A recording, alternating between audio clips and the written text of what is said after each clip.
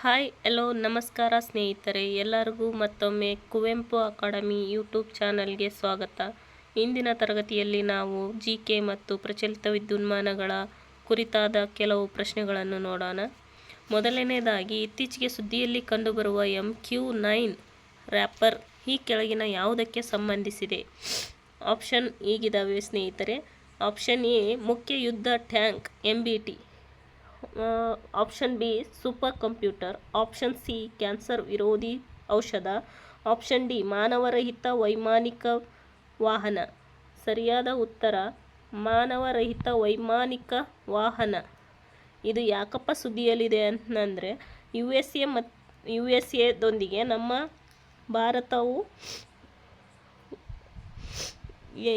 MQ-9 wrapper ಎನ್ನತಕ್ಕಂಥ ಮಾನವರಹಿತ ವೈಮಾನಿಕ ವಾಹನವನ್ನು ಖರೀದಿಗೆ ಅನುಮೋದನೆ ನೀಡಿದೆ.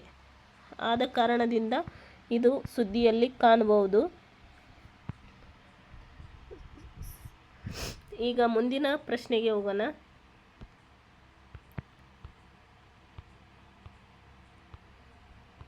ಬನ್ನಿ ಸ್ನೇಹಿತರೆ, ಎರಡನೇ ಪ್ರಶ್ನೆಯನ್ನು ನೋಡೋಣ. ಎರಡನೇ ಪ್ರಶ್ನೆ ಈ ರೀತಿ ಇದೆ. ನಮಸ್ತೆ ಕಾರ್ಯಕ್ರಮವು ಯಾವ ಕ್ಷೇತ್ರದ ಮೇಲೆ ಕೇಂದ್ರೀಕರಿಸುತ್ತದೆ? ಆಪ್ಷನ್ ಈ ಥರ ಇದ್ದಾವೆ ನೋಡಬೇಕಂದ್ರೆ, ಎ ಆಪ್ಷನ್ ಗ್ರಾಮೀಣ ವಿದ್ಯುದೀಕರಣ, ಬಿ ಮಹಿಳಾ ಸಬಲೀಕರಣ, ಆಪ್ಷನ್ ಸಿ ಆರೋಗ್ಯ ಪ್ರವೇಶ, ಯಾಂತ್ರೀಕೃತ ನೈರ್ಮಲ್ಯ. ಸರಿಯಾದ ಉತ್ತರ ಯಾಂತ್ರೀಕೃತ ನೈರ್ಮಲ್ಯ, ಆಪ್ಷನ್ ಡಿ ಆಗಿದೆ. ನಮಸ್ತೆ ಕಾರ್ಯಕ್ರಮವು ಯಾಂತ್ರೀಕೃತ ನೈರ್ಮಲ್ಯದ ಮೇಲೆ ಕೇಂದ್ರೀಕರಿಸುತ್ತದೆ. ಇದು ಯಾಕಪ್ಪ ಇದೆ ಕೇಂದ್ರೀಕೃತಕರಿಸುತ್ತದೆ ಅಂತ ಹೇಳ್ಬೇಕಾದ್ರೆ, ಒಳಚರಂಡಿ ಮತ್ತು ಸೆಪ್ಟಿಕ್ ಟ್ಯಾಂಕ್ ಕಾರ್ಮಿಕರಿಗೆ ಆರೋಗ್ಯ ಕಾರ್ಡ್ ಮತ್ತು PPE ಕಿಟ್ಗಳನ್ನು ವಿತರಿಸೋದರೊಂದಿಗೆ ಇದು ಒಳಗೊಂಡಿದೆ. ಆದ್ದರಿಂದ ಆಪ್ಷನ್ ಡಿ ಸರಿಯಾದ ಉತ್ತರವಾಗಿದೆ. ಸ್ನೇಹಿತರೆ, ಮೂರನೇ ಪ್ರಶ್ನೆಯನ್ನು ನೋಡೋಣ. ಈ ಕೆಳಗಿನ ಯಾವ ಸಂಸ್ಥೆಗಳಿಂದ 2023-27 ಜಾಗತಿಕ ವಾರ್ಷಿಕ ಹವಾಮಾನ ನವೀಕರಣವನ್ನು ಬಿಡುಗಡೆ ಮಾಡಲಾಗಿದೆ? ಆಪ್ಷನ್ ಎ ಹವಾಮಾನ ಬದಲಾವಣೆಯ ಮೇಲಿನ ಅಂತರ್ ಸರ್ಕಾರಿ ಸಮಿತಿ, ಆಪ್ಷನ್ ಬಿ ಸಂಸ್ಥೆಯ ಪರಿಸರ ಕಾರ್ಯಕ್ರಮ, ಆಪ್ಷನ್ ಸಿ ವಿಶ್ವ ಹವಾಮಾನ ಸಂಸ್ಥೆ, option D European environment agency. ಸರಿಯಾದ ಉತ್ತರ ಆಪ್ಷನ್ ಸಿ. ಆಪ್ಷನ್ ಸಿ ಸರಿಯಾದ ಉತ್ತರವಾಗಿದೆ ಸ್ನೇಹಿತರೆ.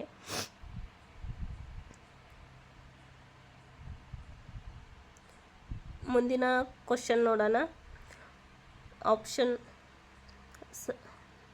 ಮುಂದಿನ ಕ್ವಶನ್ ನಾಲ್ಕನೆಯದು. ಅಮೃತ್ ಭಾರತ್ ಸ್ಟೇಷನ್ ಯೋಜನೆಯ ಅಡಿಯಲ್ಲಿ ಈ ಕೆಳಗಿನ ಯಾವ ಸೌಲಭ್ಯಗಳನ್ನು ಯೋಜಿಸಲಾಗಿದೆ? ರೂಫ್ ಪ್ಲಾಜಾಗಳು, ಉಚಿತ ವೈಫೈ ಮತ್ತು 5G ಸಂಪರ್ಕ, ಆಪ್ಷನ್ ಸಿ ಉನ್ನತ ಮಟ್ಟದ ವೇದಿಕೆಗಳು, ಆಪ್ಷನ್ ಡಿ ಉಚಿತ ನಿಲ್ದಾಣ ಟಿಕೆಟ್ಗಳು. ಈ ಕೆಳಗಿನ ಆಯ್ಕೆಯನ್ನು ಬಳಸಿ ಸರಿಯಾದ ಉತ್ತರವನ್ನು ಗುರುತಿಸಿ. ಆಪ್ಷನ್ ಎ 1 ಮತ್ತು 2 ಮಾತ್ರ, ಆಪ್ಷನ್ ಬಿ 1, 2 ಮತ್ತು 4, ಆಪ್ಷನ್ ಸಿ 1, 2 ಮತ್ತು 3, ಆಪ್ಷನ್ ಡಿ 3 and 4. ಸರಿಯಾದ ಉತ್ತರ 1, 2, 3 ಆಗಿದೆ ಸ್ನೇಹಿತರೆ. ಅಮೃತ್ ಭಾರತ್ ಸ್ಟೇಷನ್ ಯೋಜನೆ, ಇದು ಅಮೃತ್ ಭಾರತ್ ಯೋಜನೆಯಡಿ KR ಪುರಂ ಮತ್ತು ವೈಟ್ಫೀಲ್ಡ್ ರೈಲು ನಿಲ್ದಾಣಗಳನ್ನು ಪುನರುಜ್ಜೀವನಗೊಳಿಸಲು ನಿರ್ಧರಿಸಲಾಗಿದೆ. ಇದು ಕರ್ನಾಟಕದ 55ನೇ ನಿಲ್ದಾಣಗಳನ್ನು ಆಯ್ಕೆ ಮಾಡಲಾಗಿದೆ. ಈ ಯೋಜನೆ ಬಗ್ಗೆ ಹೇಳಬೇಕಾದ್ರೆ, ರಾಷ್ಟ್ರ ವ್ಯಾಪ್ತಿಯಲ್ಲಿ 125 ನಿಲ್ದಾಣಗಳನ್ನು ಪುನರಾಭಿವೃದ್ಧಿ ಮಾಡಲು ರೈಲ್ವೆ ಸಚಿವಾಲಯವು ಫೆಬ್ರವರಿ 2023ರಲ್ಲಿ ಪ್ರಾರಂಭಿಸಿದೆ. ಭಾರತೀಯ ರೈಲ್ವೆ ಮಿಷನ್ ಯೋಜನೆಯಾಗಿದೆ ಇದು ಒಂದು. ಮುಂದಿನ ಪ್ರಶ್ನೆಗೆ ಹೋಗೋಣ ಸ್ನೇಹಿತರೆ.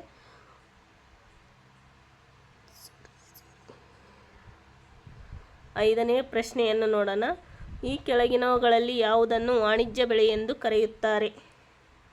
ಆಪ್ಷನ್ ಎ ಗೋಧಿ, ಆಪ್ಷನ್ ಬಿ ರಾಗಿ, ಆಪ್ಷನ್ ಸಿ ಜೋಳ, ಆಪ್ಷನ್ ಡಿ ಕಬ್ಬು. ವಾಣಿಜ್ಯ ಬೆಳೆಗಳು ಅಂತ ಬಂದಾಗ ವಾಣಿಜ್ಯ ಬೆಳೆಗಳು ಕಾಫಿ,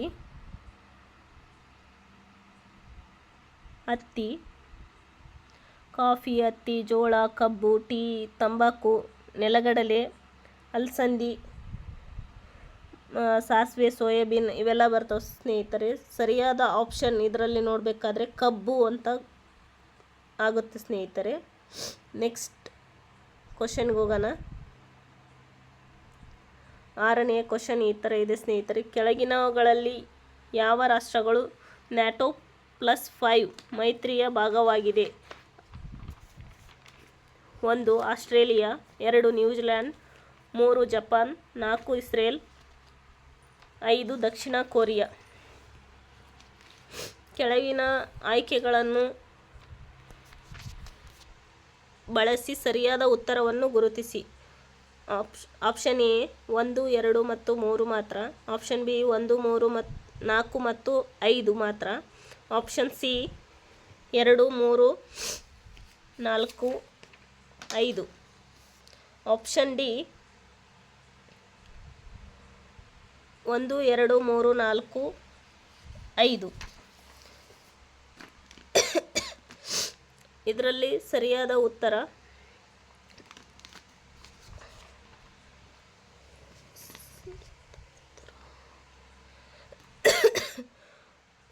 ಉತ್ತರ ಡಿ ಆಪ್ಷನ್ ಆಗಿದೆ ಸ್ನೇಹಿತರೆ.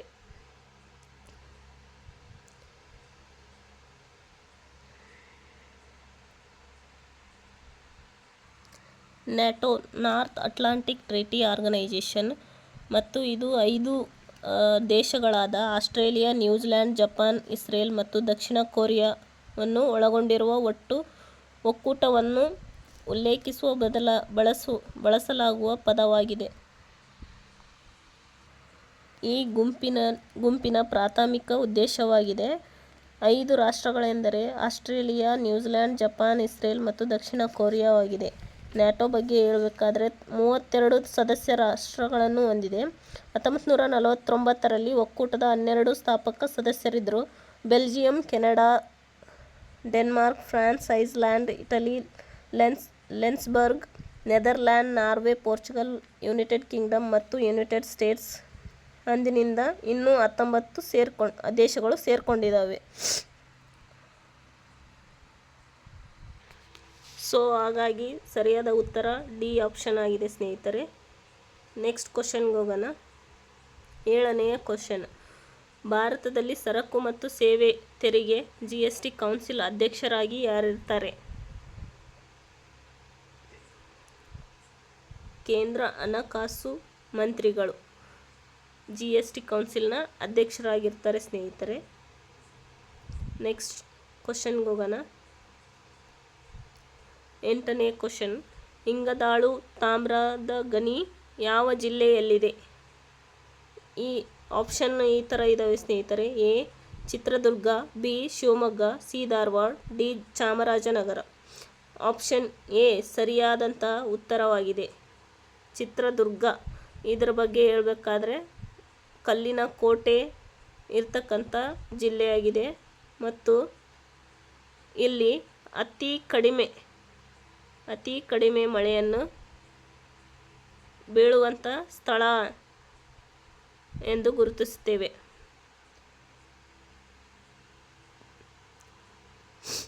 ಬನ್ನಿ ಸ್ನೇಹಿತರೆ, ನೆಕ್ಸ್ಟ್ ಕ್ವಶನ್ ನೋಡೋಣ. ವಿಮಾನಗಳಲ್ಲಿ ಕಂಡುಬರುವ ಬ್ಲ್ಯಾಕ್ ಬಾಕ್ಸ್ ನಿಜವಾದ ಬಣ್ಣ ಯಾವುದು? ಆಪ್ಷನ್ ಎ ಬಿಳಿ, ಆಪ್ಷನ್ ಬಿ ಕಿತ್ತಳೆ ಬಣ್ಣ, ಆಪ್ಷನ್ ಸಿ ಹಸಿರು, ಆಪ್ಷನ್ ಡಿ ಕಪ್ಪು. ಸರಿಯಾದ ಉತ್ತರ ಕಿತ್ತಳೆ ಬಣ್ಣ ಆಗಿದೆ ಸ್ನೇಹಿತರೆ. ಮುಂದಿನ ಕ್ವಶನ್.